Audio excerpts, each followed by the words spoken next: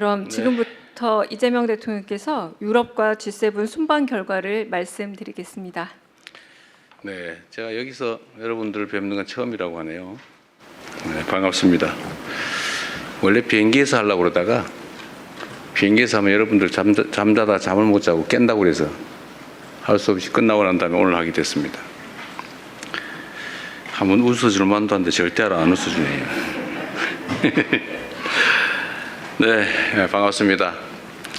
존경하는 국민 여러분, 대통령 취임 후 첫 유럽 순방을 마치고 어제 귀국했습니다. 우연의 일치겠지만 1년 전 제가 취임한 후에 첫 외교 일정으로 G7 정상회의에 참석하고 돌아온 날도 6월 18일이었다고 합니다. 1년 전에는 G7이라는 다자 무대에서 민주 대한민국의 복귀를 알리는 것 자체가 중요한 성과였다면 이번 유럽 방문과 G7 정상회의 참석을 통해서는 지난 1년 동안 대한민국의 위상과 대한민국에 대한 국제사회의 기대가 확실히 높아졌음을 피부로 느낄 수 있었습니다.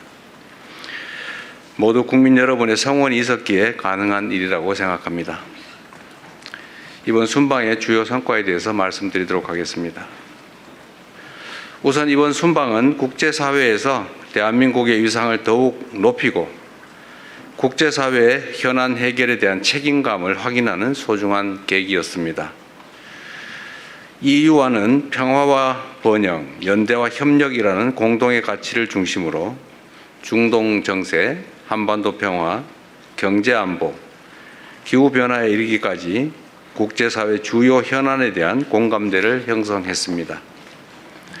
G7 정상회의에 2년 연속 초청받아 참석해서 우리나라의 국제적 위상과 역할에 대한 국제사회의 신뢰와 기대를 확인할 수 있었습니다. G7 회원국과 초청국이 참석한 2개의 확대 세션과 업무 오찬에서는 새로운 파트너십 구축과 국제연대 재건, 글로벌 불균형 해소와 공급망 안정, 안전하고 신속하며 효율적인 인공지능 도입 보장 방안에 이르기까지 글로벌 현안 해결을 위한 대한민국의 입장을 적극 개진하였습니다. 이 자리에서 저는 글로벌 경제 불균형 문제 해결을 위한 연대와 대화의 중요성을 강조하고 인공지능 등 다양한 분야에서 혁신을 촉진하되 안정성과 투명성, 책임성을 함께 확보해야 된다는 점을 지적하였습니다. 또한 중동 위기가 종식될 것으로 기대되는 만큼 향후 글로벌 에너지 공급망 강화를 위한 체계적인 해법도 함께 모색해 나가자고 제안하였습니다. 정부는 앞으로 글로벌 에너지 공급망 강화와 아태 지역 내 에너지 수입국 간의 협력 강화 시스템 구축을 통해서 우리 국익에 부합하는 국제 협력 질서를 주도적으로 추진해 나갈 계획입니다.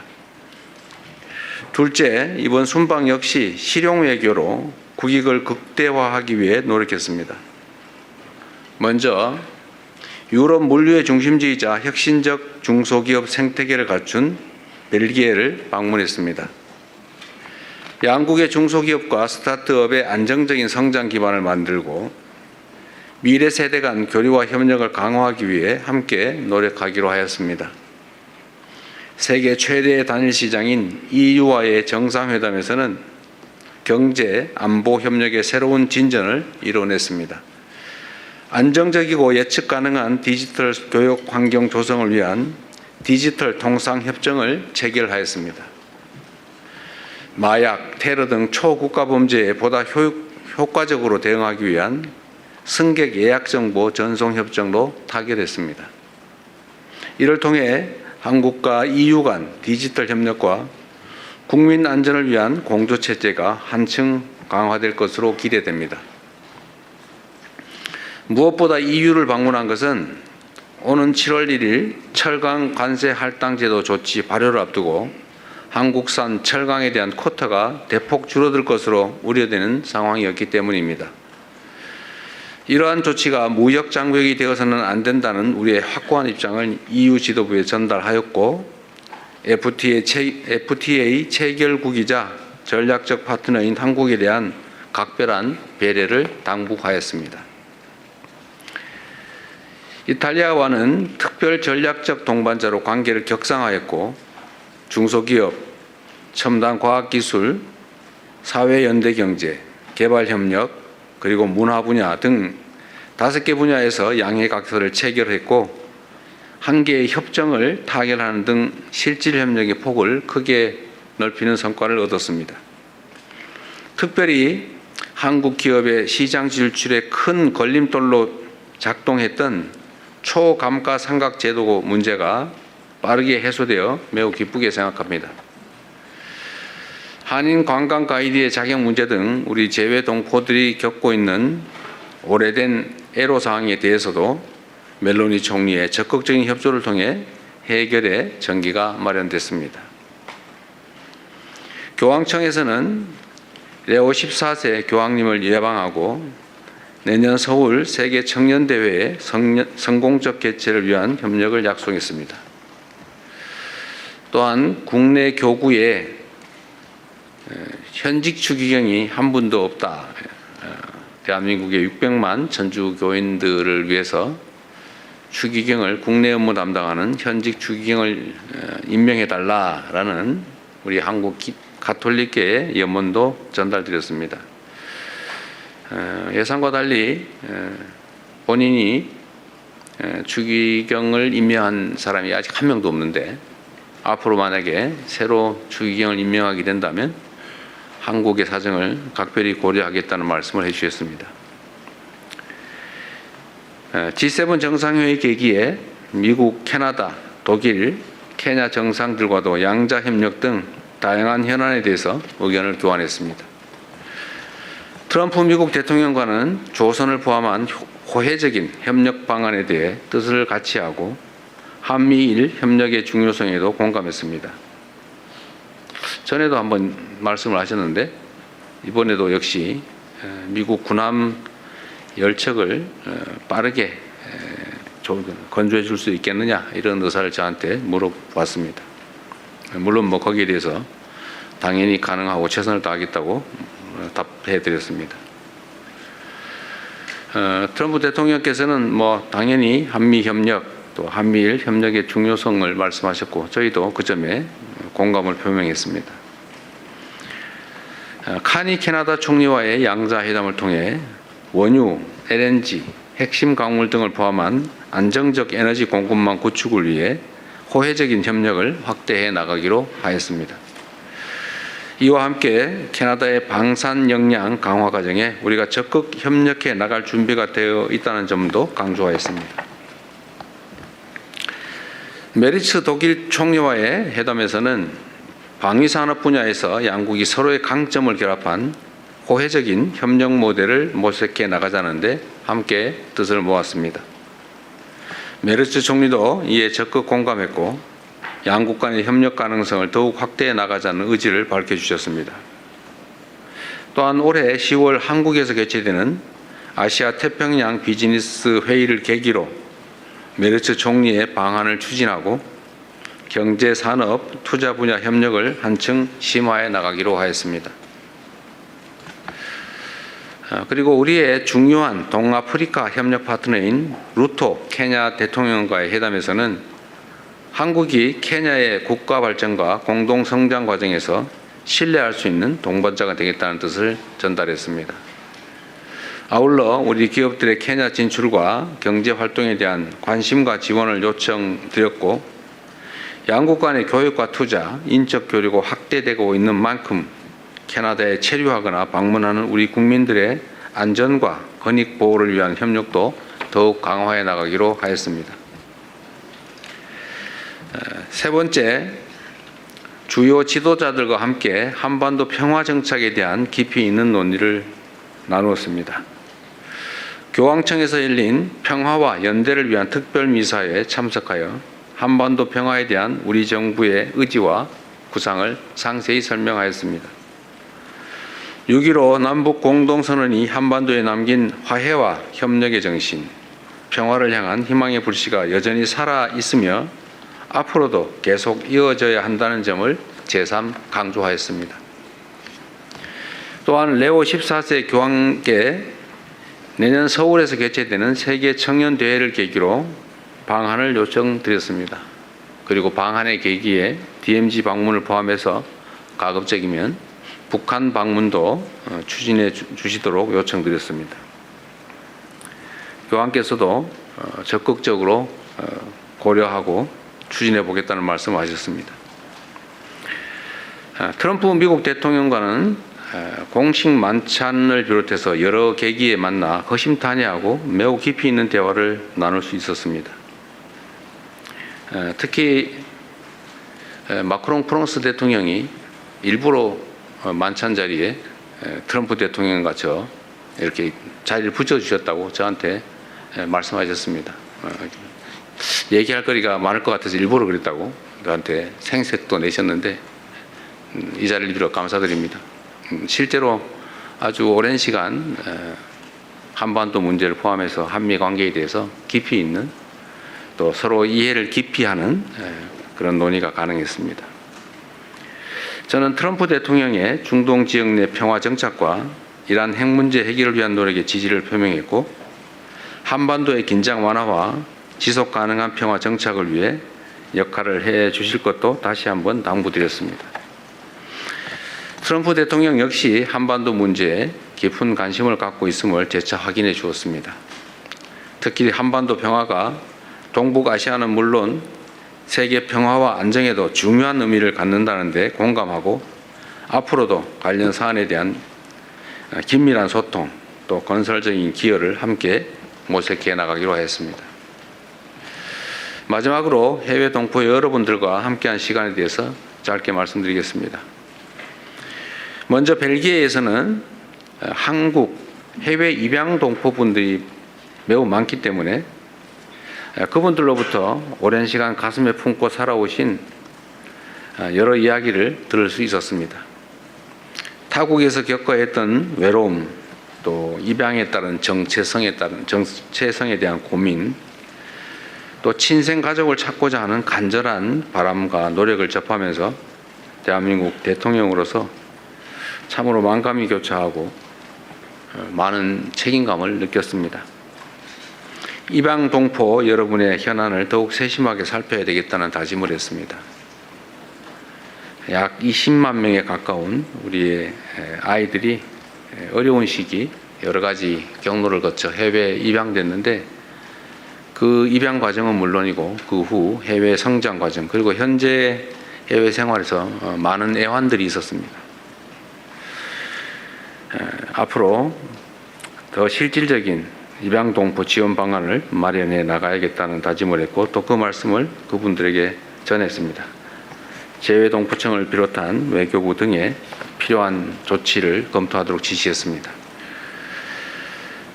존경하는 국민 여러분 그리고 언론인 여러분, 정부 출범 2년차를 맞는 지금은 대한민국의 대전환과 대도약을 본격적으로 이끌어내야 할 매우 중요한 시기입니다. 변화하는 국제 질서 속에서 국익을 최우선에 두는 실용 외교를 적극 추진하고 경제, 안보, 기술, 문화를 비롯한 전 분야에서 대한민국의 새로운 성장 동력을 확보해 나가도록 하겠습니다. 아울러 놀라울 정도로 우리가 모르는 사이에 높아진 우리 대한민국의 국력과 국제적 위상에 걸맞게 국제사회의 평화와 번영, 연대와 협력을 위해 더 큰 책임과 역할을 다해야 될 것 같습니다. 이번 순방을 통해 세계 각국의 지도자들과 폭넓게 소통하며 국익을 위한 의미 있는 성과를 나름 많이 만들어냈습니다. 순방의 성과가 우리 국민 여러분의 삶과 대한민국의 미래의 실질적인 결실로 이어질 수 있도록 최선을 다하겠습니다. 순방 기간 동안에 보내주신 우리 국민 여러분의 관심과 성원에 감사드립니다. 보내주신 기대와 신뢰에 더 큰 성과로 보답할 수 있도록 더욱 낮은 자세로 더 큰 책임감으로 국정을 수행해 나가겠다는 약속의 말씀을 드립니다. 감사합니다. 네, 이어서 질의응답 시간을 갖겠습니다. 먼저 순방 성과 관련해서 좀 질의 먼저 받았으면 합니다. 네, 앞에 KBS 손서영 기자님. 네, 안녕하세요. KBS 앉아서 하시죠. 김서영입니다. 예, 그럼 앉아서 하도록 하겠습니다. 트럼프 대통령과 이제 많은 대화를 네. 틈틈이 나누셨는데 그 한반도 평화에 대한 기여를 언급하시면서 중동 문제를 해결한 것처럼 이 한반도 문제도 해결해 달라 이런 주문을 하셨습니다. 이 중동 문제 해결이라는 부분에 어떤 함의가 있는지 좀 궁금하고요. 그리고 또 트럼프 대통령께서 강한 지도자라는 평가를 하셨는데 대통령께 구체적으로 어떤 역할을 주문한 게 있으신지 여쭤보고 싶습니다. 중동 문제를 해결한 것처럼 한반도 문제를 해결해 달라가 이게 약간 두 가지 의미가 있을 수 있는데 어쨌든 문제가 있는데 관여해서 문제를 완화한다, 해결한다는 뜻에서는 한반도 문제가 동일하지만 중동 문제를 해결하는 것처럼 그런 방식으로 하면 안 되겠죠. 예, 뭐 그 점은 분명합니다. 한반도 문제에 대해서 좀 이따 말씀을 드리기로 하고, 네, 트럼프 대통령께서는 어쨌든 뭐 만찬 자리에 90분이 넘는 긴 시간에 옆자리에서 계속 대화할 기회가 있었기 때문에 정말 깊이 있는 대화가 가능했습니다. 오히려 정상회담 시기보다 훨씬 더 나았던 것 같아요. 뭐 그 과정에서 뭐 강한 지도자라는 뭐 표현도 여러 차례 해주시기도 하였고, 아마 그게 존중의 의미라고 생각합니다. 한반도 문제, 그다음에 한미 관계, 이게 뭐 가장 중요한 문제고, 그 중에서 가장 뭐 긴 대화를 한 것은 사실 북핵 문제죠. 앞으로 북핵 문제를 어떻게 접근할 것이냐.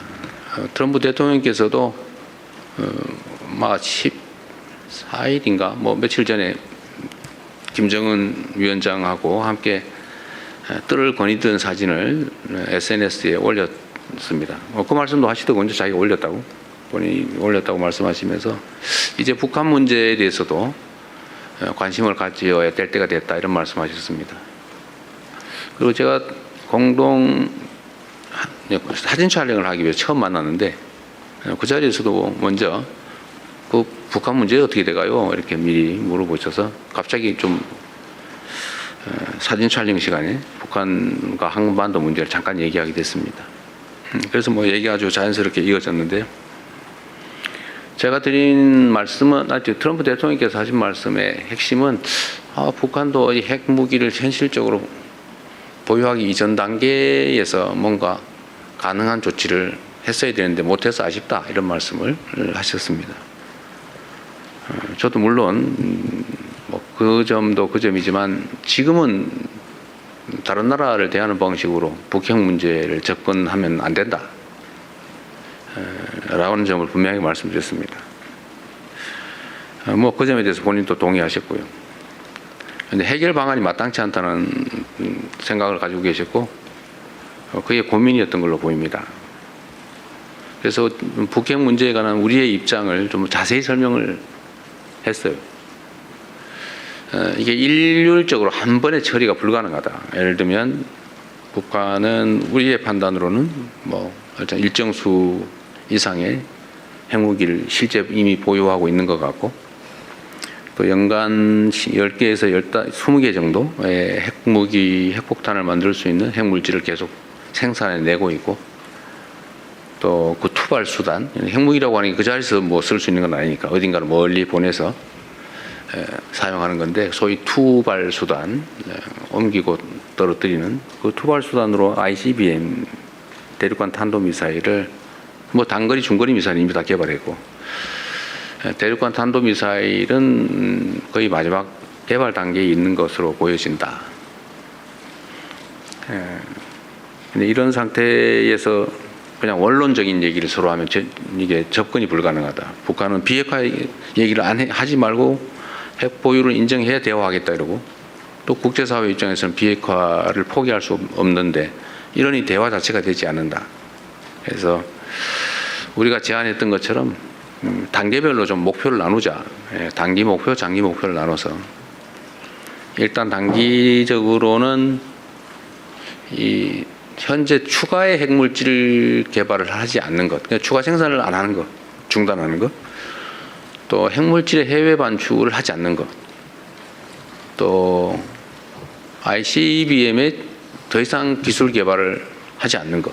쉽게 말해서 중단하는 것만 해도 국제사회에는 이익이다. 방치하면 계속 상황이 악화된다. 그리고 북한 체제 유지에 필요한 정도를 초과하는 이제 핵물질을 보유하게 되면 아마 해외 반출 욕구가 커지지 않겠냐.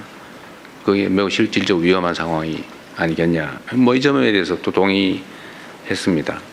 그래서 그런 상황을 더 이상 진척되지 않도록 중단시키는 걸 단기적인 목표로 일단 하고, 그렇다고 비핵화를 포기하지 말되 지금 당장이 아니라 일단 단계적으로 단기, 중기, 장기로 가자. 일단 중단하고 멈추고 또 안정이 되면 감축을 하든지 좀 하고, 그 다음 단계로는 서로 신뢰가 쌓이고 체제가 안전이 보장이 됐다고 하면 그 핵무기 유지 관리 비용이 엄청나게 들기 때문에 체제 위협이 더 없다고 판단되는 상황을 서로 만들어서 이제 비핵화를 향해 가면 되지 않냐.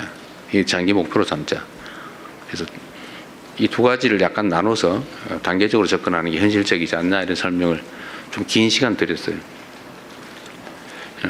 그것도 뭐 하나의 방법일 수 있겠다 해서 충분히 고민해 보겠다, 이런 말씀을 하셨습니다.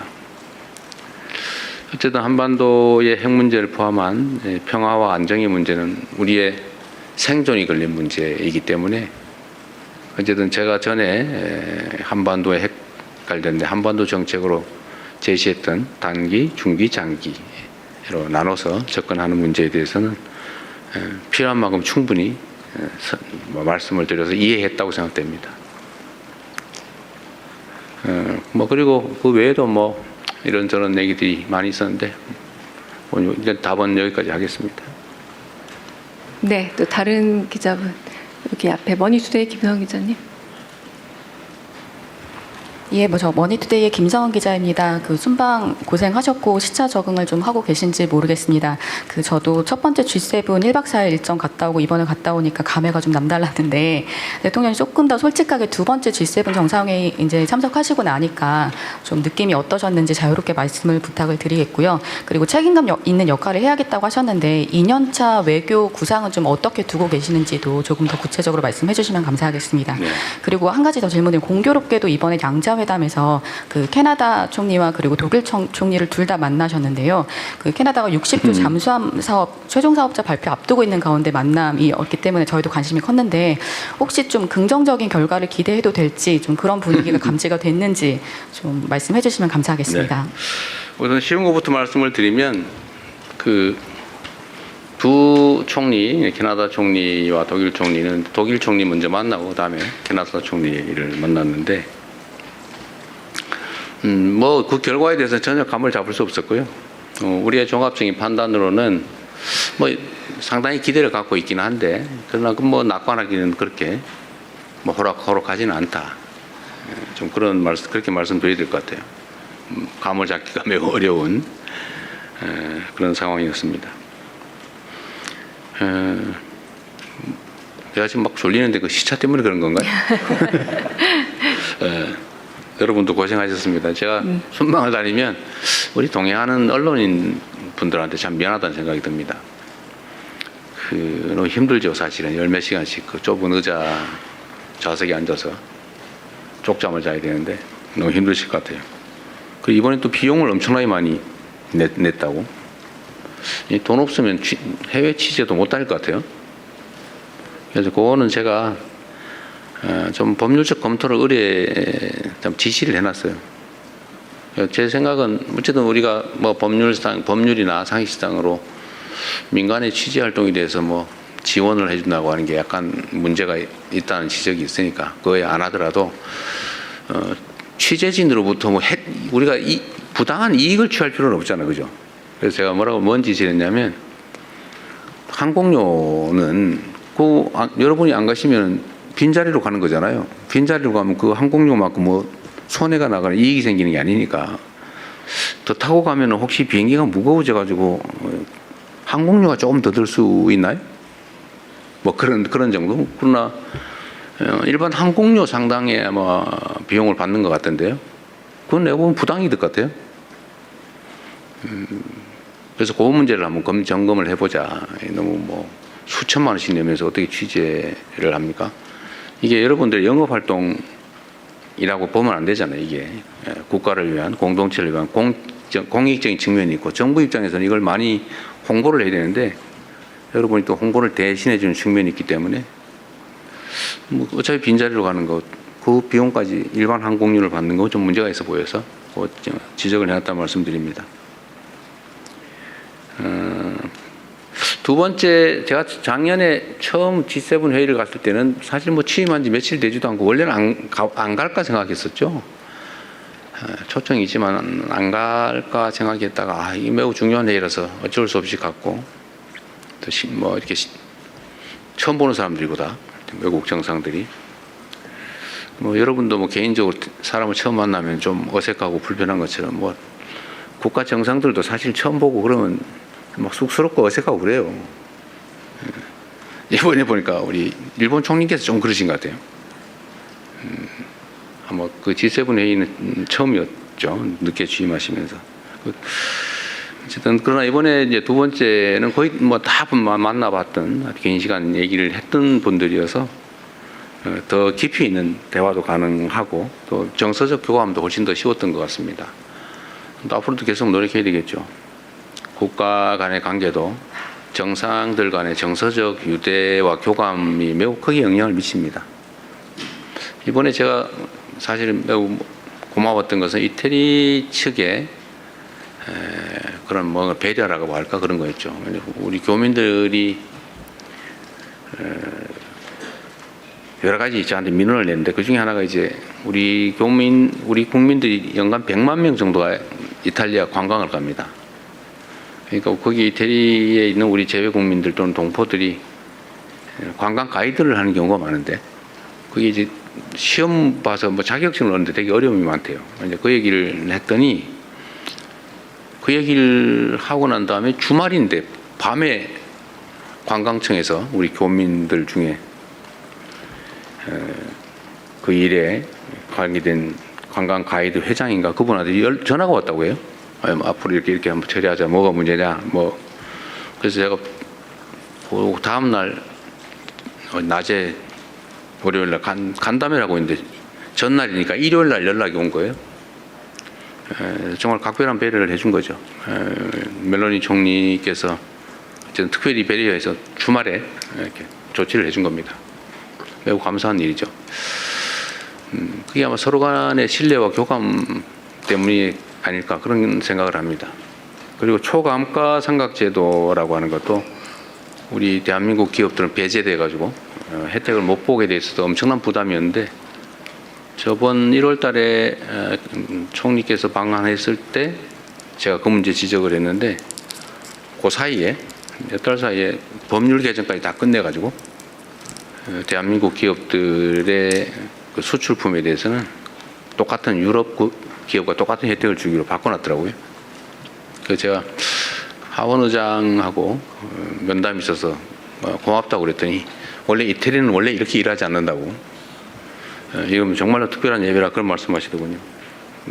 그래서 말씀드리고 싶은 것은 정상들 간의 잦은 교류 그리고 정상들 간의 정서적 교감 이게 매우 중요하다. 앞으로 더 많이 노력해야 되겠다 그런 생각이 듭니다.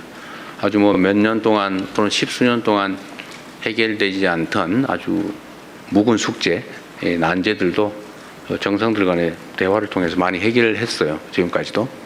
그래서 좀 더 가급적이면 임기 전반에 초반에 외국 정상들 간의 정상회담 교류는 좀 최대한 많이 하려고 합니다. 힘들긴 한데 사실 임기 후반에 가면 사실 그게 뭐 그렇게 효과를 보기 어렵죠. 이미 다 조치할 수 있는 시간이 다 지나버리기 때문에 초반에 많이 하려고 하는데 육체적으로 좀 부담되고 어렵긴 한데 또 여러분들은 매우 어렵긴 하겠지만 좀 앞으로도 좀 더 자주 많이 나가게 될 것 같습니다. 또 많이 초청해서 많이 오시게 되지 않을까 싶습니다. 네. 네. 평화방송 김혜영 기자님. 네. 앞줄에 계신 기자분들이 공부도 잘하고 질문도 많이 하고 그런 거예요? 이번에 그 특별히 또 바티칸을 갔으니까요. 그렇군요. 네, 평화방송 그렇군요. 김혜영입니다. 네.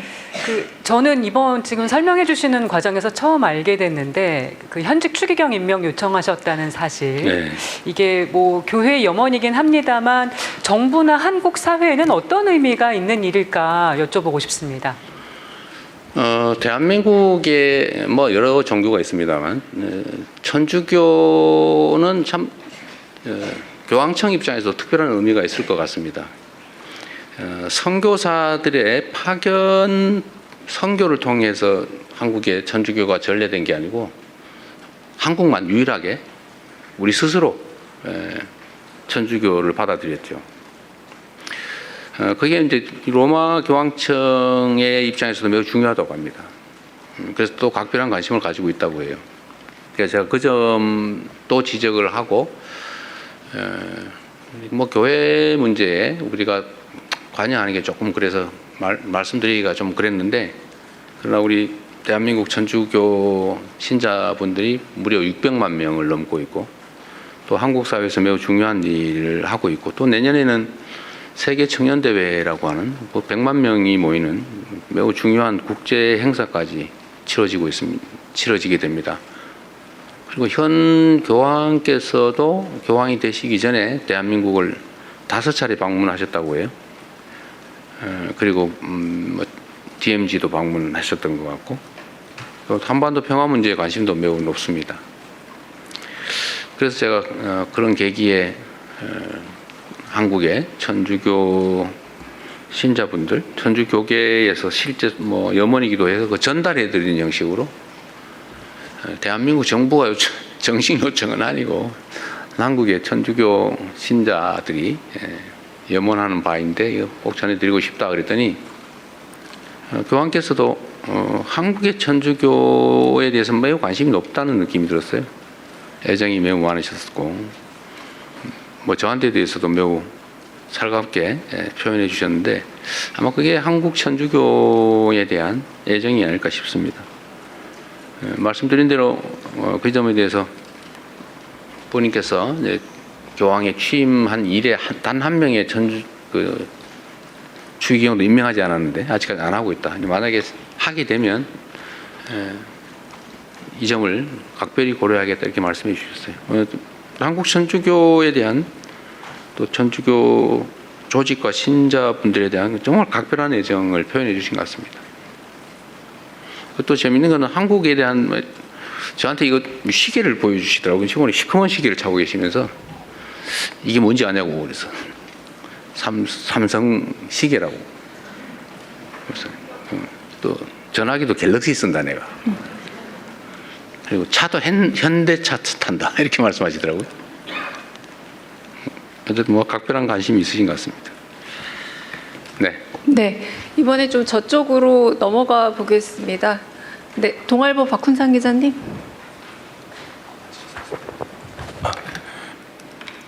예, 동아일보 박훈상입니다. 그 대통령께서 방한 계기에 북한 방문을 추진해달라고 요청드렸고 교황도 적극적으로 고려하고 추진해보겠다고 했는데 네. 그 유용식 추기경은 결국 북한에 달린 일이다라고 말씀하셨는데 네. 북한을 따로 설득하실 방안이 있는지 궁금합니다.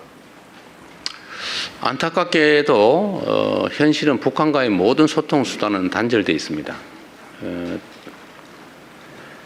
북한은 이렇게 말하고 있죠. 세상에서 가장 적대적인 다른 나라다. 민족 공동체도 아니고, 과거에는 우리는 민족 공동체라고 서로 불렀죠. 민족 공동체도 아니다. 우리는 적대적인 두 국가다. 이렇게 얘기하고 있습니다. 뭐 비상 전화 통신선까지 다 차단된 상태입니다. 아시겠지만 지금 휴전선에 군사 분계선 따라 삼중 철책 설치하고 공사를 하고 있고, 장벽 설치도 하고, 교량 뭐 다리 도로 다 끊고 있어요. 공사를 지금 1년 내내 계속하고 있습니다. 전방에서 그거 쳐다보는 게 일이죠. 혹시 저 공사하다 우리 분계선 넘어오는 거 아니야? 그래서 가끔씩 그것 때문에 작은 충돌도 생기기도 합니다. 그 정도로 상황이 안 좋아요. 그러나 우리는 뭐 끊임없이 노력해야죠. 왜냐하면 저는 우리가 강력한 국방력으로 북한을 억지하고 평화체제를 구축하고 뭐 언제든지 싸워서 이길 수 있는 준비를 하는 거 당연히 필요하다고 생각해요. 그러나 꼭 괜히 불필요하게 자극하고 대결 정책을 취해서 적대가 강화되고 충돌의 위험을 크게 만들 필요 없잖아요. 근데 우리 모두가 아는 것처럼 이전에 그런 일이 있었죠. 북한으로 하여금 도발을 해가지고 자극을 해서 남쪽의 군사 도발을 통해 좀 물리적 충돌을 하고 그걸 이용해가지고 비상계엄을 선포하고 뭘 하려고 했던 그 이제 법정에서 다 드러나고 있지 않습니까? 그 과정에서 너무 많은 것들이 망가지고 상황이 나빠졌어요. 다행히 무슨 요새는 오물풍선이 왔다 갔다 하거나 뭐 휴전선에서 쌍방을 향한 적대적 언어 뭐 이런 것들은 많이 사라졌습니다. 소음 피해 이런 것도 없어졌죠. 그러나 어쨌든 냉랭한 그 적대감은 여전히 남아 있습니다. 표현도 좀 많이 완화되긴 했는데 하여튼 일이 있기만 하면 뭐 비난 대결의 언어들이 난무하고 있습니다. 앞으로도 뭐 계속 상당 기간 계속 될 수 있죠. 왜냐하면 우리는 끊임없이 인내심을 가지고 이런 적대 감정을 완화하고 또 평화적 공존과 공동 번영을 위해서 나아갈 수 있는 상황을 조성해야 됩니다. 제가 북한 한반도 문제에 대해서 어찌 잘못 들어보면 비주체적인 표현일 수 있는 얘기를 했죠. 트럼프 대통령은 피스메이커이고 우리는 페이스메이커다. 원래 뭐 이렇게 말하면 좀 그렇죠. 우리의 문제는 우리 스스로 해결해야 되는데 왜 미국 대통령이 그런 표현을 했느냐라는 지적을 굳이 한다면 할 수도 있을 겁니다. 뭐 이번에도 똑같은 얘기를 트럼프 대통령한테 드렸는데 어쨌든 한반도 문제를 완화하기 위한 또는 평화 공존을 가능하게 하기 위한 그 길을 여는 데는 우리 대한민국 스스로 하기가 어려운 상황이 됐어요. 너무 많은 것들을 망가뜨리고 다 스스로 차단했고 공격적 태도를 통해서 모든 길을 봉쇄해 버렸죠. 그러나 북한은 북한 체제 안전에 가장 관건적 역할을 하는 것은 미국이라고 생각하고 있고 또 현실적으로 정전협정의 당사자는 한국은 아니죠. 우리는 서명도 못했으니까요. 우리는 전시작전권이 없었으니까 휴전 서명의 당사자가 아니었던 겁니다. 그래서 휴전협정도 미국하고 맺었기 때문에 모든 한반도 안보와 체제 보존에 관한 핵심 역할은 미국이 한다 이렇게 믿고 있어요. 뭐 일부는 현실이기도 하죠.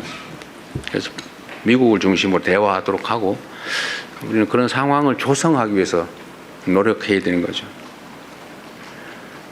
앞으로도 계속 노력은 하겠습니다. 뭐 방송으로 하면 듣겠지요, 설마? 오늘 이것도 아마 듣고 있지 않겠어요? 네. 네, 또 손 들어주시면 오늘 저쪽 뒤쪽으로 제가 잘 안 보여서 일단 보이는 쪽에 먼저 중앙일보 윤성민 기자님. 네. 우리가 기자간담회를 자주 해야 될 것 같아요. 손 드시는 게 너무 많은데 원래는 없어야 되는데.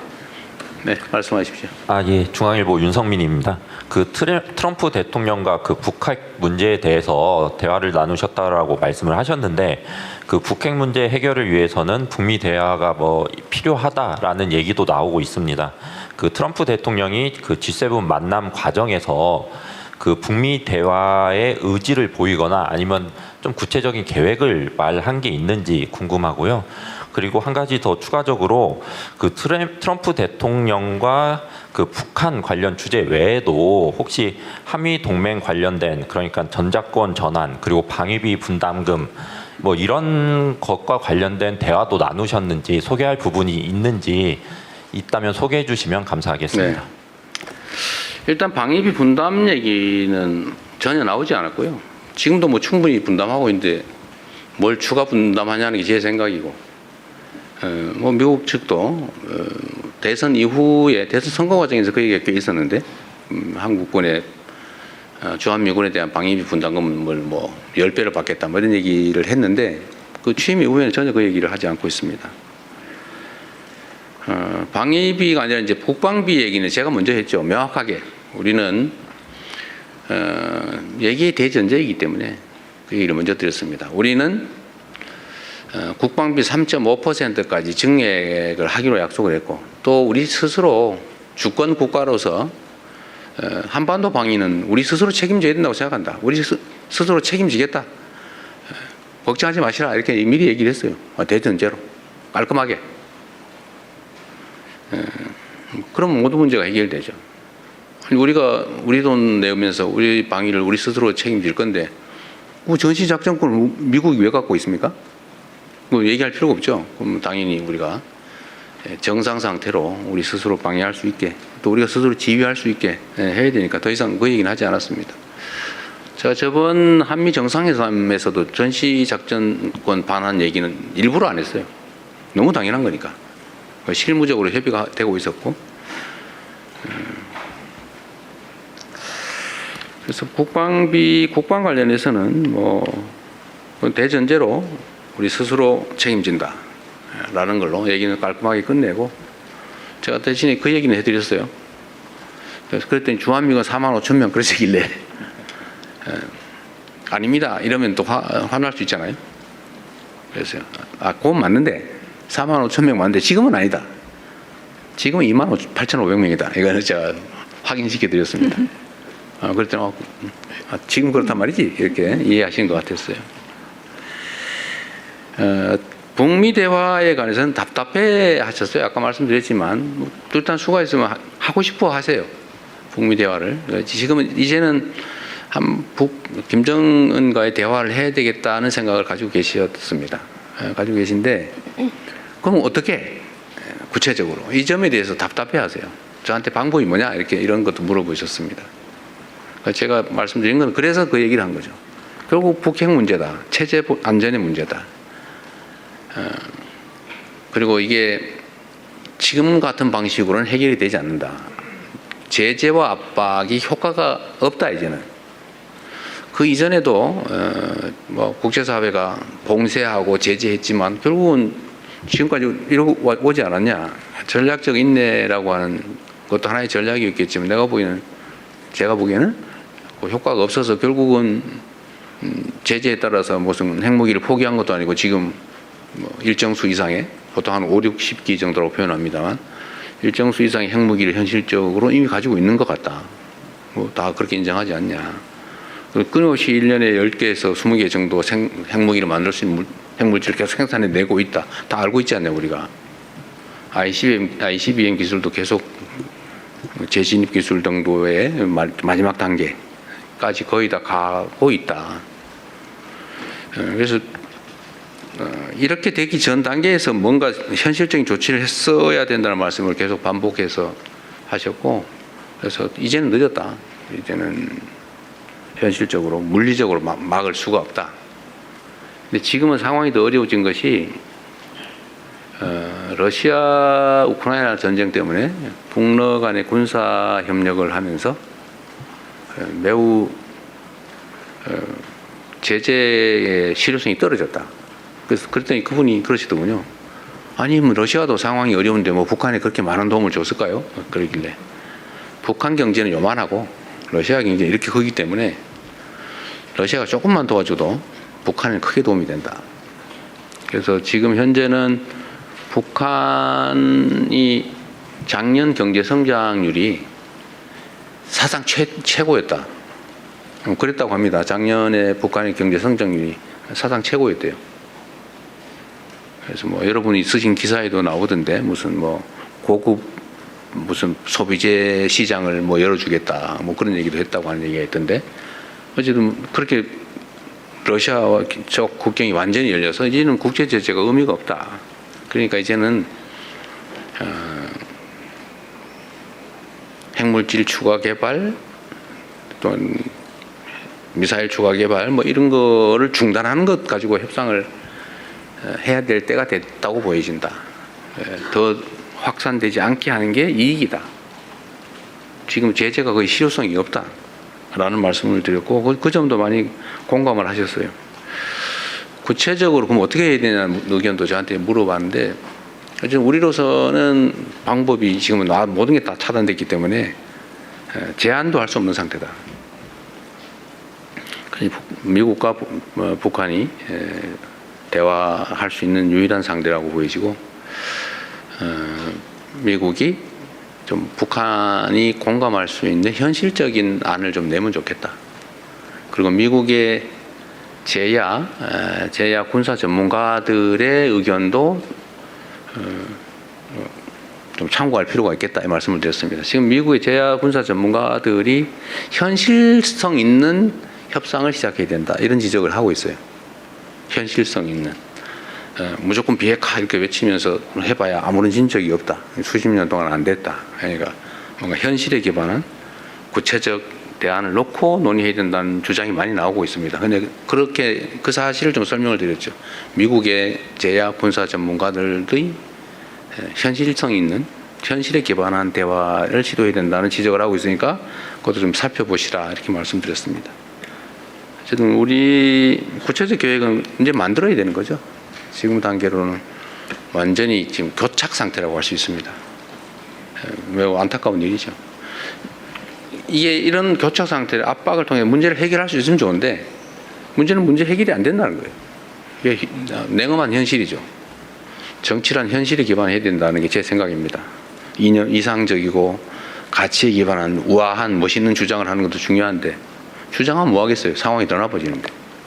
그럼 무책임한 거죠. 자칫 잘못하면. 우리 정치에도 그런 일이 많은 것 같습니다. 그냥 무책임하게 결과에 책임도 못 지면서 말은 멋있게 하는데 상황을 점점 나쁘게 만드는 거죠. 그건 국제 정치든 국내 정치든 가서는 안 될 길이라고 생각합니다. 네, 대통령 혹시 저희 셋이 대수 본데 더 이어서 좀 가도 믿으시죠? 괜찮을까요? 네, 그럼 저쪽에 한 번 더 가겠습니다.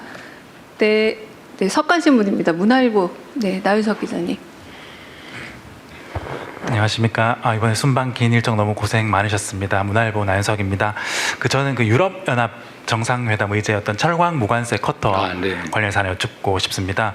이 순방 떠나시기 전에 회담 조율 과정부터 우리 정부가 이 한국 기업들의 피해가 최소화되도록 이 얻어낼 부분을 확실하게 얻어내야 한다는 강력한 의지가 있으셨던 걸로 알고 있습니다.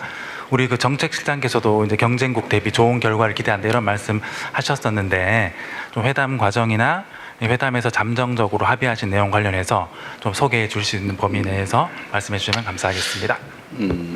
정책실장께서 말씀하신 게 결론적으로는 다 맞는 말씀이십니다. 어쨌든 제가 EU 측에 제기했던 핵심적인 논거는 이겁니다. 우리는 원래 FTA 체결 국가이다. 그러니까 원래 관세가 없는 나라다. 그런데 EU가 예를 들면 덤핑이라든지 또는 과잉 생산이라든지 미국의 수입 규제라든지 이런 걸로 인한 국내 산업 보호를 위해서 일정한 조치를 해야 된다는 점 인정한다. 이해한다. 그러나 그게 새로운 보호무역주의로 기결되거나 아니면 무역 장벽으로 작동하면 안 된다. 누군가가 무역 보호를 위한 장벽을 쌓으면 다른 나라도 쌓을 것이고 이게 결국은 보호무역주의 체제로 되돌아가게 회귀하게 된다. 그리고 우리가 원래 무관세 FTA 체결 국가라는 점을 고려해달라. 이 점에 대해서 상당한 공감, 이해를 표명했어요. 그래서 기대한 것 이상 우리가 최초로 제기한 것만큼까지 100% 될 수야 없겠지만 일반적인 예측보다는 훨씬 더 나은 상황을 만들 수 있을 겁니다. 최종적으로 며칠 안 있어서 결과가 발표될 테니까 그 사이에도 우리가 최선을 다하려고 해요. 그리고 우리가 이제 추가로 요구한 건 우리의 요구를 100% 못 들어줄 텐데 그렇다고 하면 다른 영역에서라도 필요한 합리적인 이해 조정 조치를 해달라. 다른 쪽에서 조금 우리의 유리한 팩트를 찾아서 좀 개선해달라 그런 말씀을 드렸는데 그 점에 대해서도 공감했습니다. 가능한 부분을 찾아보겠다. 우리가 또 제기한 게 몇 가지 있어요. 직접 연관된 건 아니지만 이거를 불가피하게 이렇게 해야 되면 다른 이해 보완 조치가 필요하다. 이런 걸 좀 고려해달라고 해서 협상에 제시하고 논의 중인 게 있습니다. 약간씩의 성과가 있을 것 같아요. 네. 네, 조선일보 박상기 기자님. 네, 안녕하세요. 조선일보 박상기입니다. 저 이번 순방과 관련된 당청 관계에 대해서 여쭈려고 하는데요. 그 이번 순방 출국 행사장에 그 정청래 당대표께서 안 나오셔가지고 많은 이제 해석이 있었던 것 같습니다.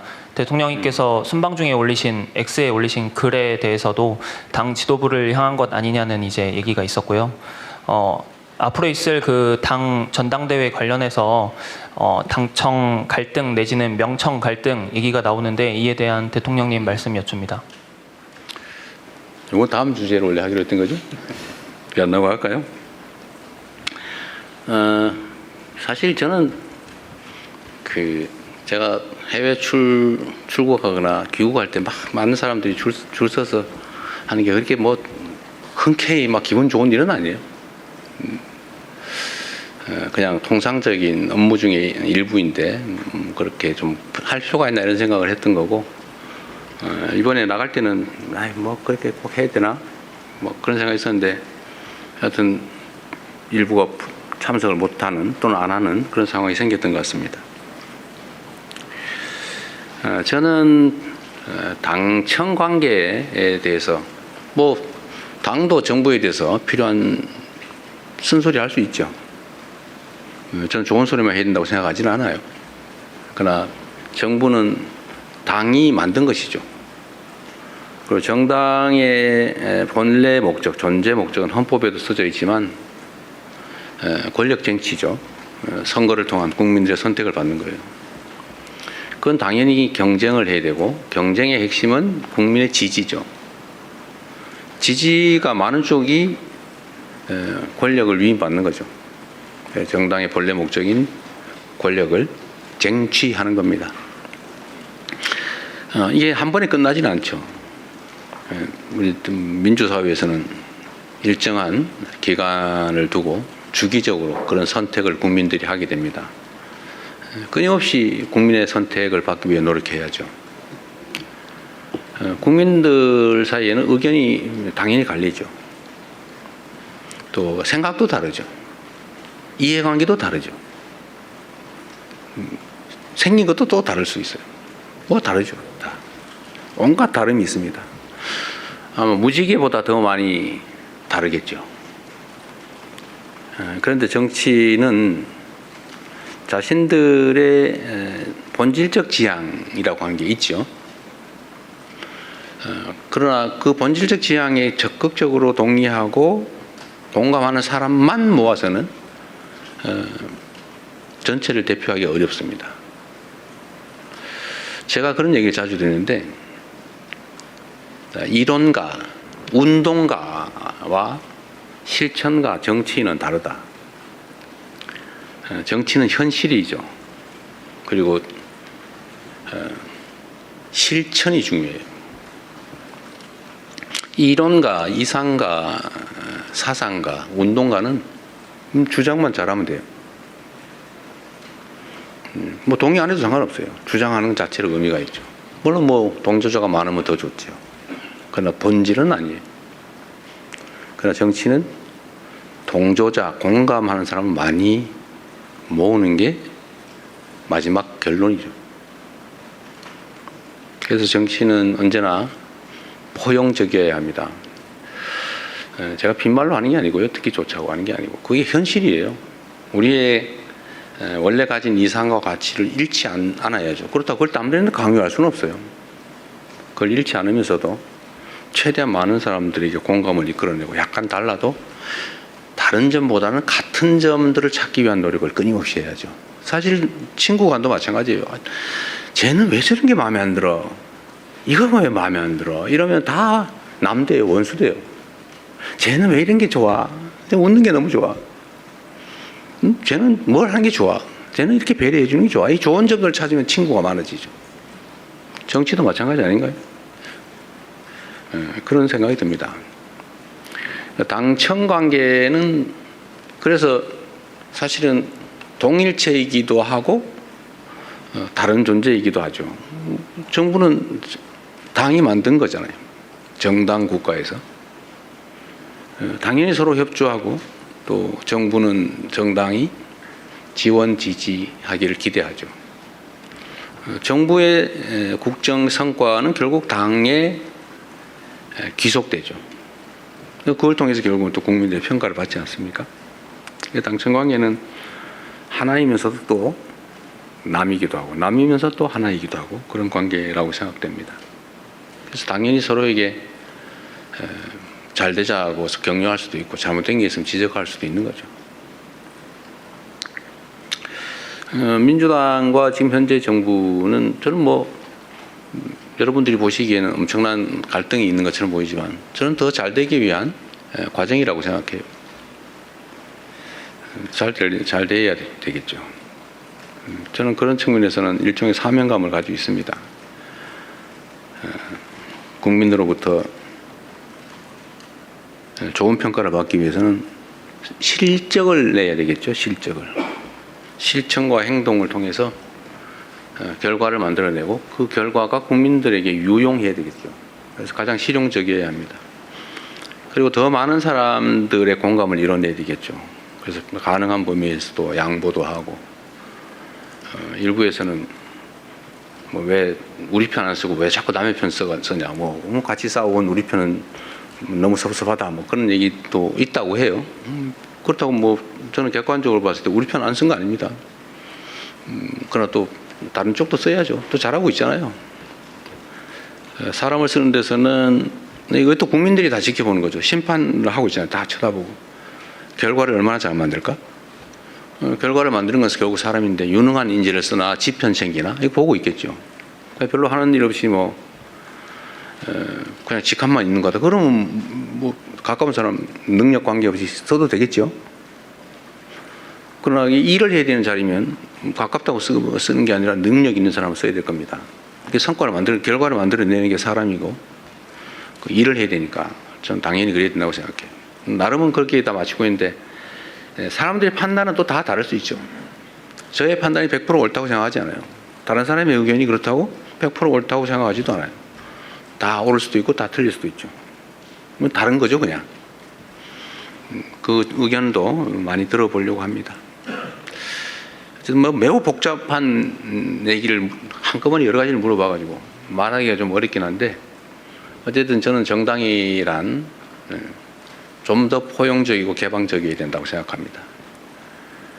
그럴 수 있는 상황이 있고 그럴 수 없는 상황이 있어요. 예를 들면 소수 야당이다. 뭐 포용 뭐 그거 할 힘이 어디 있어요. 소수 야당일 때는 자기 주장 최대한 세게 하고 자기 지지자 최대한 결집해야죠. 그래야 살아남죠. 그래야 확산을 하기 위한 힘이 생기죠. 그러나 최다수 집권 여당이 되었다. 입장이 다르잖아요. 기초적인 힘은 가지고 있죠 이미. 그럼 최대한 포용하고 개방적일 필요가 있겠다. 그렇다고 우리의 기본적인 가치를 버리자는 건 아니에요. 그게 진짜 실력 아닐까요? 양자택일밖에 없다고 생각한다. 또는 양자택일밖에 할 수 없는 상황이 슬픈 거죠. 둘 다 선택할 수 있도록 힘을 길러야죠. 힘이 강하면 둘 다 선택할 여지가 점점 더 생겨요. 그럴수록 용인하고 개방적으로 더 많은 사람들과 함께 하기 위해서 노력해야 된다. 정부의 역할은 그런 겁니다. 정부는 이 국가 권력, 나라의 운명과 국민의 삶을 통째로 다 책임을 맡았지 않습니까? 그리고 그를 위한 국가의 모든 대부분의 권력을 위임받았어요. 힘이 있죠. 이럴 때는 주장이 아니라 행동과 실천으로 결과로 책임져야 되는 거예요. 그 책임이 더 크죠. 주장하기보다는. 그래서 우리는 국민들의 더 나은 삶, 국가의 더 나은 미래라고 하는 소위 지금은 그 중에서도 가장 중요한 민생과 경제에 집중해야 됩니다. 물론 뭐 안보, 질서 이런 건 기본이죠. 국가의 기본적 질서를 유지하지 못한다. 예를 들어 범죄가 막 횡행하게 한다든지 뭐 어디서 외국에서 걸려온 전화에 막 돈 뺏기고 이런 데도 뭐 가만 놔둔다든지 뭐 이러면 안 되죠. 범죄로부터 재난으로부터 국민들의 생명과 안전을 지키는 뭐 질서에 관한 책임 당연히 져야죠. 기본이니까. 국가의 안보를 지키는 거. 그건 너무 당연하니까 열심히 최선을 다해서 해야죠. 그걸 못하면 부적격이죠. 그런 건 능력이라고 하지 않습니다. 그건 기본이죠. 그러나 진짜 능력이 발휘되는 영역은 민생과 경제라고 생각됩니다. 민생과 경제에서 성과를 내고 국민들 전보다 살기가 낫네. 앞으로는 더 살기가 나아지겠네라고 하는 기대가 가능한 희망 있는 사회를 만드는 것. 그게 성과겠죠. 그래서 민생과 경제를 챙기고 개선하는 데 집중할 수 있으면 좋겠다. 당도 그게 정부의 본질이니까 정권의 민생과 경제를 챙기는 일, 그리고 이를 위한 포용과 개방, 이런 데 좀 많은 지원을 해주면 좋겠다라는 게 제 생각입니다. 그렇게 되겠죠. 네, 이제 마지막으로 질문을 좀 추려볼까 합니다. 근데 아까 저 순방 얘기만 하고 저기 맞죠? 그걸 끝내면 내가 비난받을 것 같은데. 네, 그럼 이번에는 한번 대통령께서 자유롭게 하십시오. 지목해 주시는 거 아니면 제가 한번 아시아경제 임철원 기자님, 네, 다음엔 대통령께서 지목해 주시기 바랍니다. 난 얼굴도 모르는데 저번처럼 후회할 지목을 할까 걱정돼. 네, 네, 임철원 기자님. 네. 네, 아시아경제 임철영 기자입니다. 네. 선방가 계시던 동안 계속해서 벌어진 선관위 투표용지 부족 사태 관련해서 좀 질문을 드릴 텐데요. 네. 선관위 투표용지 부족 사태에 따라서 잠실 7동 투표소 앞 시위가 2주를 넘겨서 계속 네. 되고 있는데 관련해서 참정권 침해를 바로 잡아야 된다는 게 원래 초기 시위의 어떤 네. 목소리였는데요. 가면 갈수록 저기 부정선거를 주장하는 목소리가 더 커지고 있다는 지적이 나오고 있고요. 동시에는 그 체육단체 행정 마비 사태까지 장기화 되고 있는 상황인데 이와 관련해서 경찰력이 미온적으로 대처하고 있다는 지적도 나오고 있습니다. 그 현 상황에 대해서 대통령님의 어떤 판단과 생각을 듣고 싶습니다. 네. 사실 전에도 한번 말씀드렸는데 우리 청년들, 젊은이들이 국민의 참정권 문제에 또는 투표 기회 박탈에 대해서 이렇게 매우 민감한 반응을 보이고 또 행동으로 그걸 지키기 위해서 노력하는 걸 보고 저 사실은 약간 놀라웠습니다. 우리보다 더 낫구나, 기성세대보다.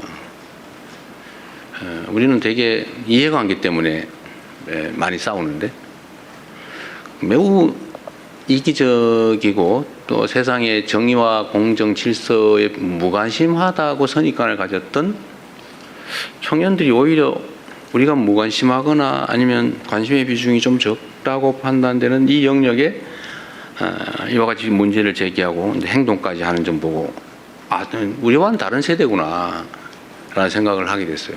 그래서 매우 감사하게 생각한다 이 말씀을 한번 드렸습니다. 선관위 문제는 사실 참 황당하죠. 제 입장에서도 선관위 좀 문제다 이렇게 생각을 하긴 하지만 평소에도 근데 뭐 아무런 우리가 그 통제, 감시, 견제 권한이 없어요. 하다못해 선관위원장에 대한 형식적 임명권조차도 없어요. 스스로 자기들끼리 돌아가면서 뽑게 돼 있어요. 정부에서 3명, 대통령이죠. 대통령이 3명, 대법원에서 3명, 대법원장이 3명, 국회에서 3명. 이렇게 뽑으면 그 9명이 돌아가면서 위원장을 하는데 지금까지 수십 년 관행은 대법원에서 지명하는 3명의 선관위원 중에 대법관을 1명을 포함시키는데 대법원장이 지명한 대법관인 선관위원이 당연히 선관위원장을 맡아봤단 말이에요. 그래서 우리는 그래도 가장 공정한 대법관이 맡아서 가장 공정하게 잘하지 않을까 그런 기대를 했지 않았겠어요? 그런데 결과는 이런 어처구니 없는 일이 벌어진 거죠. 예를 들어 전에 뭐 채용 비리 문제도 그렇고 뭐 최근에 나오는 뭐 좀 얘기하기 좀 그럽니다. 뭐 해외 출장 얘기도 그렇고 그다음에 뭐 입력을 하는데도 신경 안 써가지고 막 뒤집어서 입력을 하고 더군다나 무슨 투표지가 부족하게 만든다든지 뭐 사실 상상할 수 없는 일이잖아요. 투표지야 원래 투표할 사람 숫자만큼 만드는 게 우리 동창회장 뽑을 때도 하는 거 아닌가요? 아니 뭐 회원 중에 안 올 사람 있긴 하죠. 우리가 50명 회원이면 50장 만들지 않아요? 근데 평소에 42명 왔으니까 43명만 하자고 그랬는데 45명 와버렸네 이게. 이게 말이 되냐고 이게. 그것도 예산이 없었냐 그것도 아니잖아요. 다 예산 편성해 줬잖아요. 뭐라고 뭐 변명이 있겠지만 있을 수 없는 일이죠. 국가의 가장 근간인 소위 민주적 기본 질서를 유지하는 이런 투표제도, 선거제도를 정말 헌법이 정하는 중립기관으로서 아무의 통제도 받지 않고 하면 그만큼 책임을 져야 되는데 책임을 진 게 아니라 자유롭게 해버린 거죠. 방종에 가까운 자유를 구가했던 것 같습니다. 결국은 심각한 문제가 있죠. 대응을 해야 되겠죠 이제. 일단 집회 시위에 관한 문제를 얘기하기 전에 선관위의 문제는 저는 좀 이따 뭐 대수부회의 때도 이 얘기를 하려고 했는데 법 제도들을 좀 최대한 고쳐보고 최소한 외부의 감시 견제가 어느 정도 가능해야 되지 않냐. 그 위원장을 저런 식으로 대법원장이 사실상 임명하는 것처럼 해서 되겠냐. 또 비상임으로 해가지고 뭐 선거날도 제대로 출근을 안 했다는 얘기가 있던데 그렇게 하면 되겠냐. 그래서 감시 견제 통제를 적정하게 해야 되지 않을까. 이를 위한 법제도 정비가 필요하겠다는 생각을 하고, 두 번째는 헌법이 너무 명징하게 독립기관으로 해놨기 때문에 무슨 감시 통제 견제 법제도를 만들기 위헌 판결을 받을 가능성이 많다. 그러니까 필요하다면 여야 간의 의견의 일치가 된다면 선관위에 관한 뭐 원포인트 개헌이라도 해야 되지 않을까. 뭐 그런 생각을 합니다. 필요하다면 대통령이 발의를 하는 한이 있더라도. 근데 문제는 이게 정치권의 책임성에 관한 것인데 진심으로 이 문제를 해결하기 위한 것인지 아니면 이걸 이용해서 정치 공세를 하고 뒤로 빠지려고 하는 건지를 알기가 어려운 상황이어서 정치권에 좀 진지한 논의를 촉구하고 정치권에서 논의되는 걸 봐가면서 우리 정부도 입장을 정하겠습니다. 어쨌든 근본적인 개혁이 필요한 건 확실합니다. 이런 상태로 갈 수는 없어요. 시위에 관한 문제, 시위 자체는 참정권 확보를 위한 시위 자체를 비난하거나 그래서는 안 되죠. 오히려 보호해야 되겠죠. 근데 이 공간을 활용해가지고 전혀 엉뚱한 허위사실을 공표하면서 가짜뉴스를 남발해서 사회 혼란을 획책을 한다든지 또는 뭐 무슨 산적도 아니면서 지나가는 사람은 검문검색을 한다든지 소위 주머니를 털거나 이러면 안 되잖아요. 원래 산적이 하는 일이죠, 그게. 아무거나 놓으면 고개 마루 장악하고 지나가는 사람 주머니 털어가지고 검사하고 10% 띄고 보내고 이러는 거 있잖아요. 이게 산적이 하는 짓이지. 이런 짓 하면 안 되죠. 또는 그 숫자 많다고 출입을 막아가지고 남의 중요한 일을 못하게 막는다든지 이건 업무방해거든요. 위력에 의한 업무방해, 중대범죄 중에 하나죠. 하여튼 이런 행위에 대해서는 제가 엄정하게 수사하고 책임을 묻도록 지시했습니다. 이런 것까지 방치하면 안 되죠. 이런 구분을 좀 해야 되겠다. 정당한 참정권 확보를 위한 주권 행사와 질서 파괴를 획책하는 범죄 행위는 엄밀하게 구분을 해야 이 참정권을 지키기 위한 선의의 이런 운동도 제대로 빛을 발할 수 있겠다. 그래서 옥석을 좀 가려서 엄정하게 대응할 건 대응하고 보호할 건 또 확실히 보호하고 그렇게 하도록 하겠습니다. 네, 또 질문 받겠습니다. 제가 좀 눈에 잘 안 보이는 쪽 뒤쪽 한번 보겠는데요. 네, 일단 우리 저번에 마이크 갖고 막 많이 다니시던 그 사람이 누구시더라? 이어진 기자님. 이어진 기자님. 네, 네. 손 좀 한번 해주세요.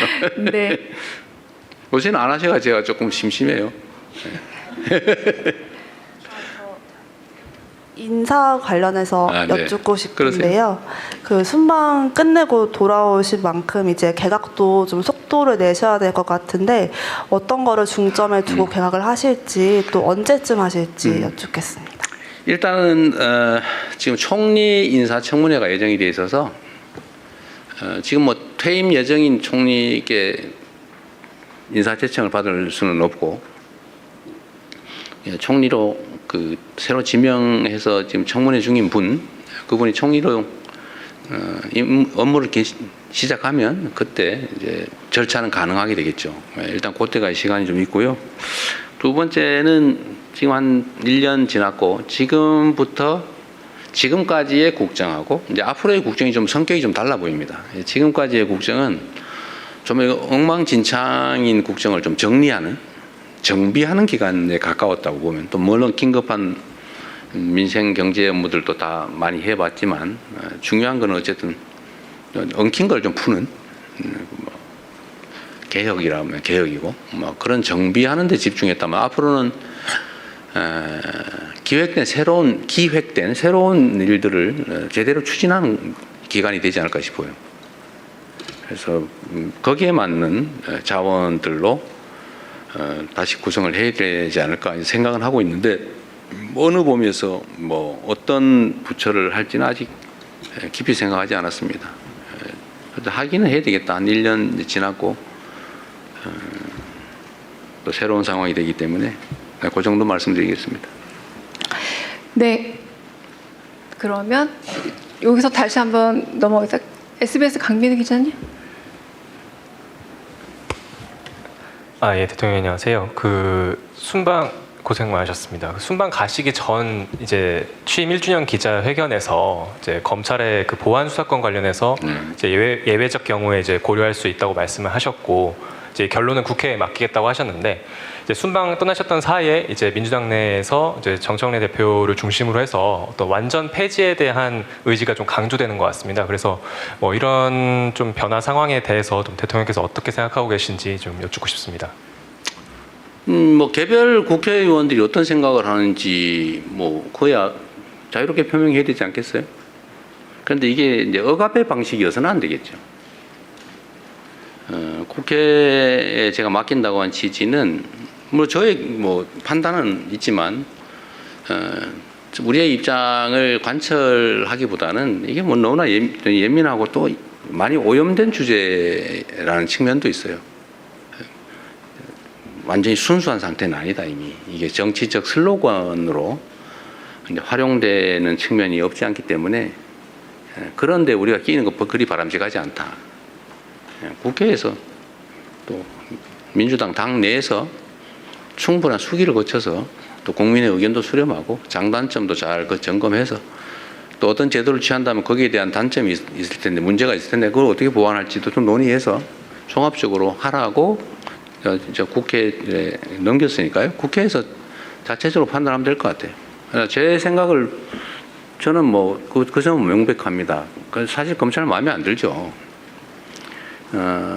권한이 요만한 쪼가리만 있어도 그걸 막 이만하게 만들어가지고 악용해서 대한민국의 법질서를 완전히 거의 파괴하다시피 했잖아요. 법질서를 유지, 보호하는 게 가장 큰 책임이라고 할 수 있는 또 그것 때문에 많은 권한을 주어놨더니 그걸 악용을 해가지고 이 온갖 사건을 조작하고 왜곡하고 누군가에게 불이익을 주고 누군가에게 이익을 주기 위해서 남용 또는 악용해 왔단 말이에요. 그게 결정적이지 않습니까? 안타깝고 슬픈 일이죠. 문제는 이제 국민들의 의사가 중요하다고 생각해요. 그리고 그 제도가 왜 필요하냐? 검찰의 남용 가능성을 통제하는 건 전 1차로 중요하다고 생각해요. 그건 기본적으로 보안 수사, 그건 경찰이 수사하게 했으니까 경찰이 다 맞자. 또 공수처가 하기로 했으니까 공수처가 맞자.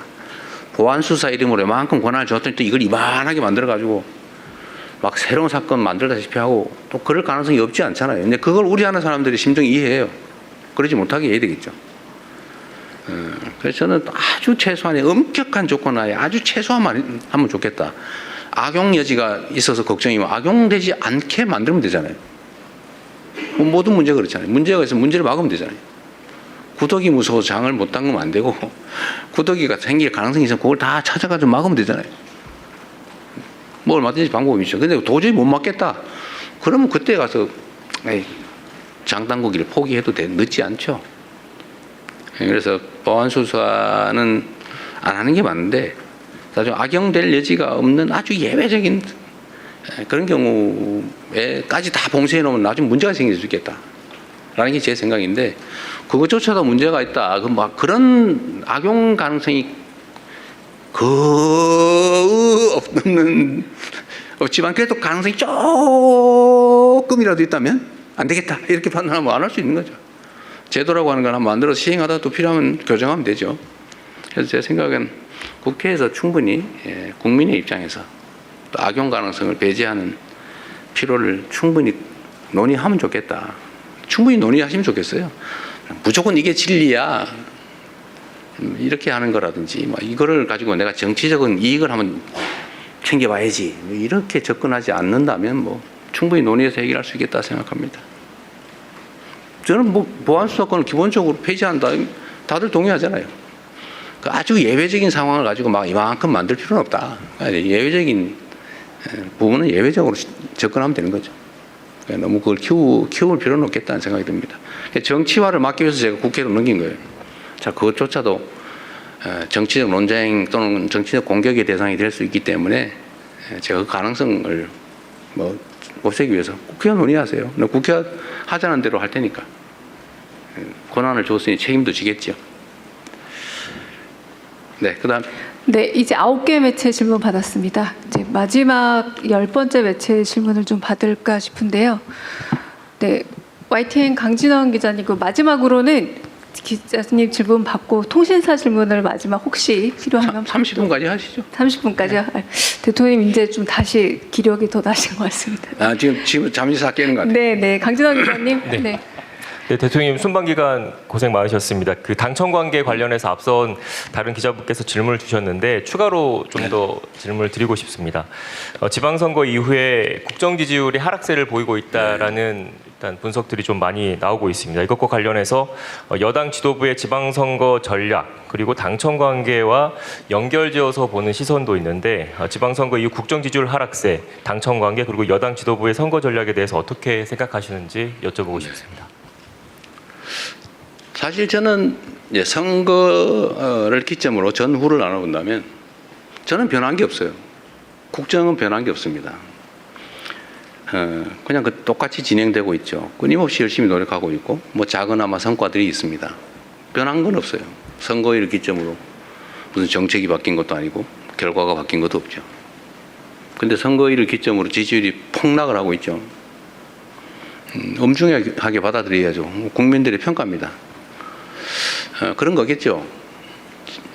이재명 대통령 마음에 안 든다는 사람이 늘어난 거 아니겠어요? 그런 거겠죠.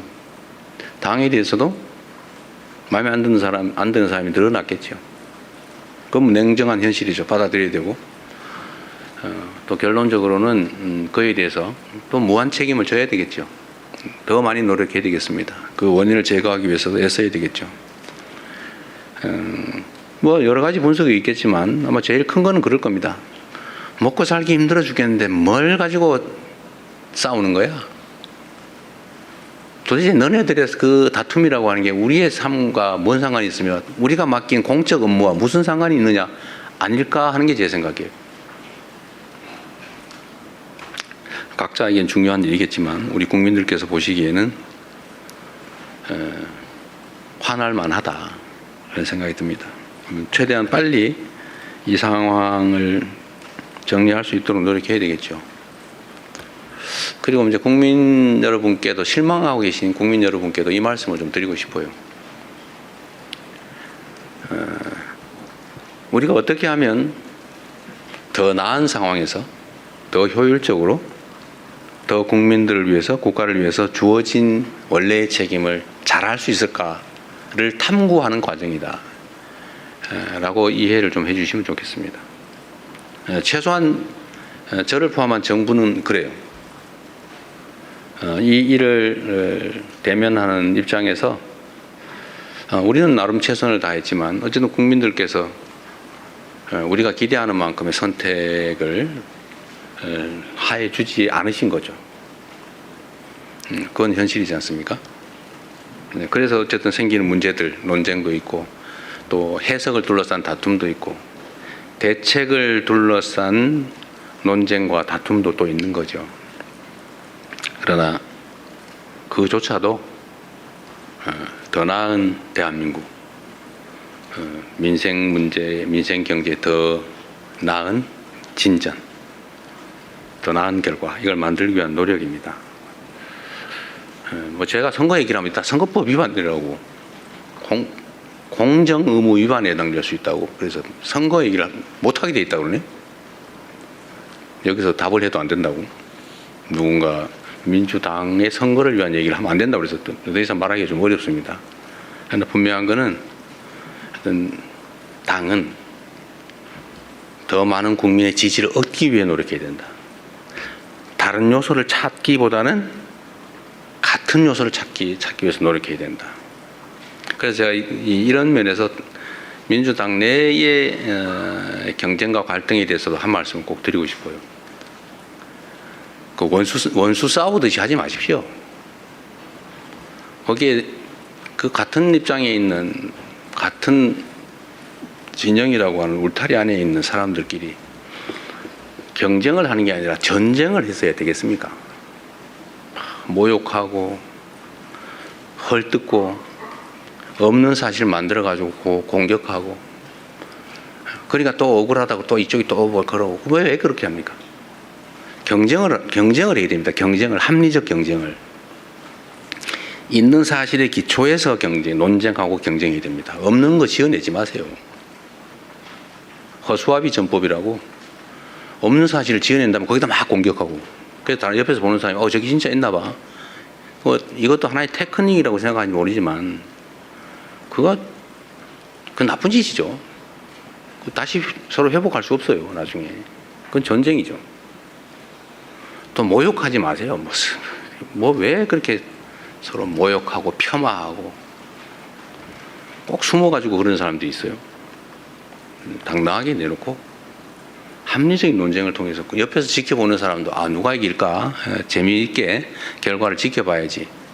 보면 막 확 짜증나게 막 쳐다보기도 싫게 왜 그렇게 싸웁니까?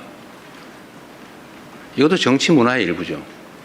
정치 문화도 더 잘하기 경쟁, 합리적 경쟁, 논쟁을 해야죠. 진짜 죽일 듯이 싸우고 진짜 죽이면 어떡해요? 응? 적도 아니고. 우리 안의 차이가 아무리 큰들 상대와 싸워 이겨야 될 상대와의 차이만큼 크겠냐 이 말씀 자주 드리는데 하여튼 전쟁이 되지 않으면 좋겠다. 그것도 지나면 다 그만이에요. 지나면 또 맨날 보고 살아야 돼요. 그래서 그 말씀 꼭 드리고 싶습니다. 여야도 사실은 좀 마찬가지예요. 뭐 얘기 나온 김에 좀 있는 사실에 기반해서 합리적 논쟁을 하면 국민들께서도 누구 말이 맞아. 누가 더 멋있어. 이렇게 할 텐데 표현은 왜 그리 저렴하며 또 없는 사실을 지어내가지고 막 음해를 하고 말이에요. 이러니 감정이 서로 상하잖아요. 이게 정치를 하는 게 아니라 패싸움을 하고 있어요. 패싸움. 그 국민들이 보시기에 얼마나 불편하겠습니까? 좀 여야 간에 저를 공격하시더라도 좀 없는 얘기 만들어가지고 내가 언제 주가 9천 가지고 자화자찬했습니까? 제가 조심스러워서 일부러 주가 얘기 안 하고 있어요. 그런데 이재명 대통령 주가 9천 됐다고 자화자찬하지 마라 이런 논평 내고 그러면 되겠어요? 응? 내가 언제 그랬어? 내가 얼마나 주가 문제 조심하는지 압니까? 일체 한 번도 언급한 일이 없어요. 내가 몇천 포인트 됐다고 막 자랑했습니까? 제가 그럴 때마다 걱정이 있어요. 주식시장의 양극화도 사실은 심각한 자산 양극화를 부릅니다. 문제예요. 걱정이에요. 그걸 완화하기 위해서 정말 많은 노력을 해요. 주가지수가 외형적으로 트는 것보다는 다 한꺼번에 성장하면 좋겠는데 잘 안 되잖아요. 그런데 자화자찬했다고 더 없는 사실을 만들어서 교만하게 그러지 마라 이러면 되겠습니까?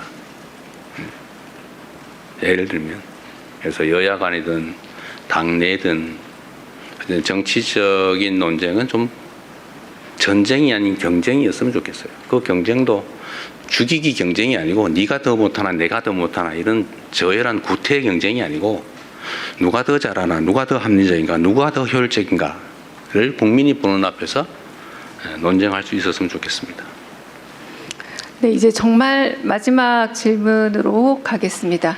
네, 지금 통신사 손 안 들어주셔서 그냥 제가 박준영 간사님, 네, 마지막 질문으로 받겠습니다.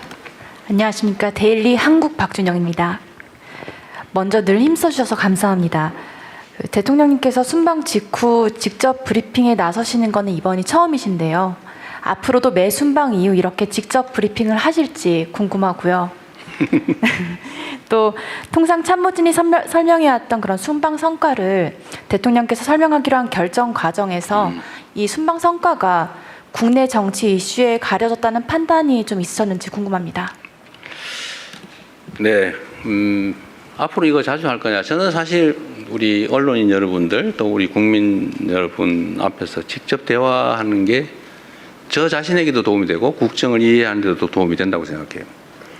저는 많이 하고 싶은데 우리 참모들이 자꾸 말립니다. 그래서 제가 아까도 그 얘기를 했더니 아니 이거 말고도 무슨 뭐 국무회의도 공개하고 무슨 타운홀 미팅도 공개하고 이렇게 많이 공개하는 대통령이 없었다. 근데 기자회견까지 뭘 자꾸 또 더 하려고 그러냐 이런 지적을 받았습니다. 그래서 제가 그런 얘기했어요. 아니 되게 걱정은 그런 거죠. 혹시 뭐 불필요하게 했다가 질의응답 과정에서 실수하거나 아니면 뭐 오해가 생기거나 정제되지 못한 표현으로 갈등이 생기거나 그런 걱정을 하지 않을까 싶어요. 뭐 그것도 저는 정치의 일부라고 생각해요.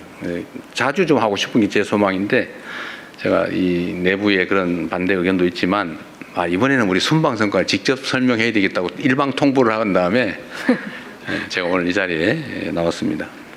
뭐 참모들로서는 그런 걱정하는 게 맞죠. 저는 앞으로도 좀 자주 하고 싶어요. 여러분들하고 대화를. 그리고 제 진지한 제 속마음도 우리 카메라 앞에 우리 국민 여러분께 보여드리고 싶어요. 진짜 하고 싶은 이야기. 얘기를 안 하니까 오해가 자꾸 생기는 것도 있더라고요. 뭐 사실 이번에 순방 성과 설명을 직접 하게 된 계기도 뭐 그런 거 제 일환입니다. 국내 문제 상황에 영향을 미쳤냐? 뭐 영향이 없다고 할 수 없겠죠. 실제로 좀 매우 아쉽기도 했어요. 예를 들면 우리가 이 국가의 격에 관한 문제, 소위 국격에 관한 문제죠. 예를 들면 해외에서 대한민국을 얼마나 높이 평가하는가. 사실 저 스스로도 잘 느끼지 못할 정도로 대한민국의 위상이 높습니다.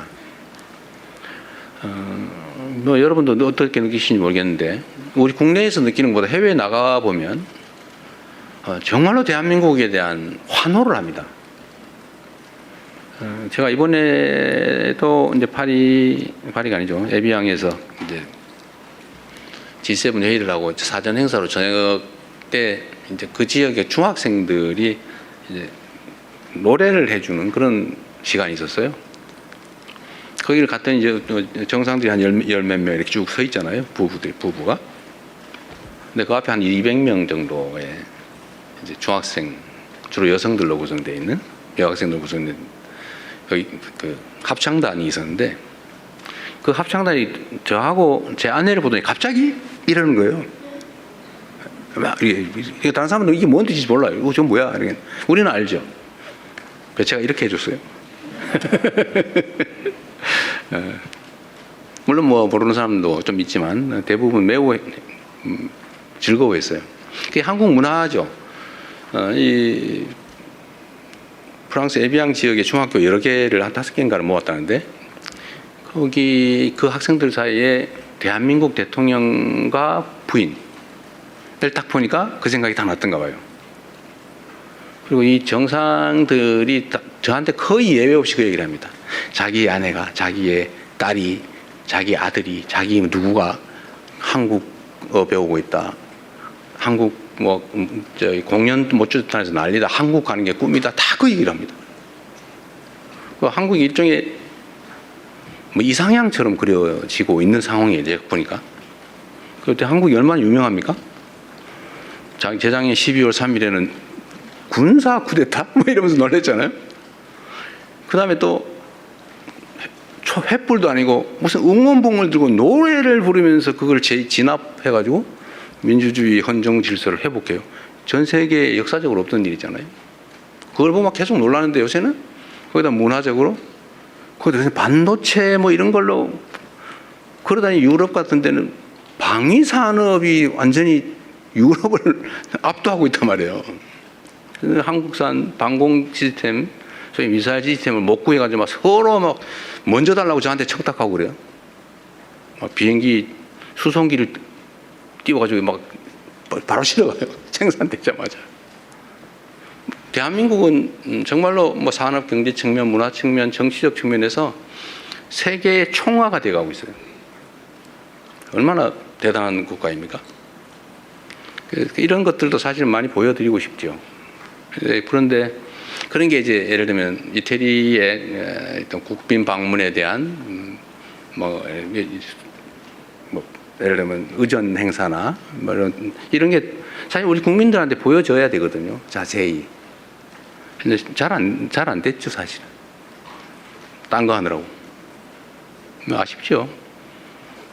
어딜 가나 마찬가지입니다. 그래서 그런 아쉬움도 있었어요. 제가 그 말씀도 한번 드리고 싶었습니다. 우리 대한민국이라는 나라가 또 그 속에 살아가는 대한국민이라고 하는 존재가 얼마나 위대한 존재들인지 우리 자부심 가져도 된다. 물론 뭐 내부적으로 보면 어려움들이 많죠.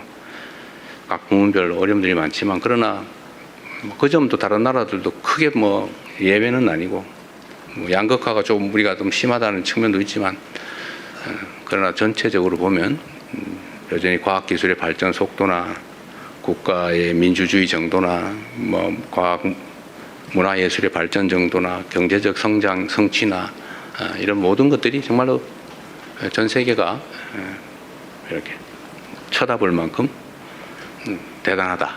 그 말씀을 여러분께 꼭 드리고 싶습니다. 어려운 상황이긴 하지만 이런 유리한 좋은 점들은 최대한 키우고 또 부족한 부분은 채워가면서 모두가 함께 잘 사는 대한민국을 만들어 보도록 최선을 다하겠습니다. 감사합니다. 네, 감사합니다. 여기서 오늘 대통령님 브리핑 그리고 갑작스럽게 마련된 기자회견은 마치도록 하겠습니다. 앞으로 조금 더 자주 뵙겠습니다. 이상으로 유럽 G7 순방 결과 브리핑 마치겠습니다. 오늘 참석해 주신 기자분들 모두 감사드립니다.